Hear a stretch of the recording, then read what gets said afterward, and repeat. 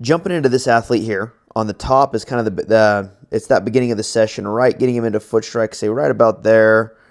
On the bottom is a little later in the session, getting him into foot strike right there, I would say. And the one thing we're seeing, let's go ahead and zoom. Whoa, went way too far back there. Get him into foot strike. Let's zoom in on this here so we can see this a little better. So what we're seeing is we've been working on getting those hips a little more active while keeping the shoulders back. This in turn is going to help a little bit with that glove side and everything in terms of transferring energy up the chain instead of kind of out of the chain. So what we're looking at here on the top, we're going to see, now let me unlink them real fast. That way we can actually get these moving in the right direction here. On the top here, as he's rotating, we're seeing the hips kind of aren't really doing much, and we're almost using the shoulder to try to deliver that ball forward, right? So he's just kind of pushing that ball almost, not really pushing, but you get the idea. And then we're getting into release point. Still not a horrendous position, but we're seeing the hips and the shoulders are just kind of along, not really transferring energy. They're just kind of pushing through that ball. Whereas on the bottom, what we're seeing is we land, we get the hips a little more actively engaged, and we're actually still storing that energy while we're rotating the hips forward. And then what we're able to do is really direct that torso more towards home plate. Let me get them both as close to release point as I possibly can there. Looks pretty good. So what we're seeing is a more stable lead knee.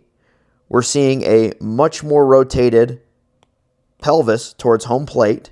And we're seeing a torso and a glove in this position here that's more out front.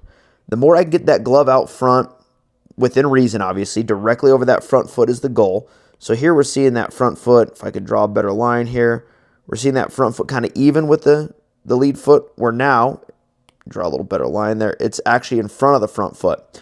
So we're getting that glove a little further out front, which is going to allow us to get that ball closer to home plate, whereas here that ball's getting let go a little further back, right? So we've added deception to this delivery. We've added velocity to this delivery.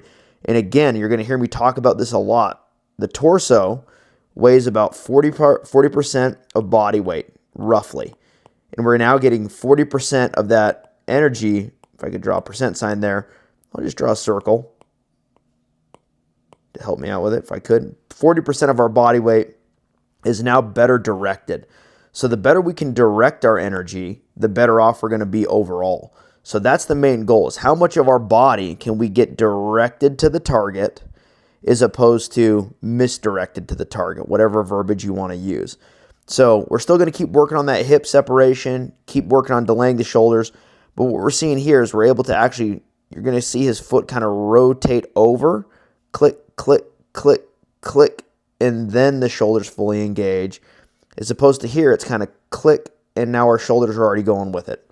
So if we're looking from that first click right there, we're seeing a big difference, right? This one here, we're already pushing that elbow this way. Where here, we're keeping it a little more stable. So better direction, better movement leads to better position into ball release. Better position into ball release means better health, better performance. Both are good things.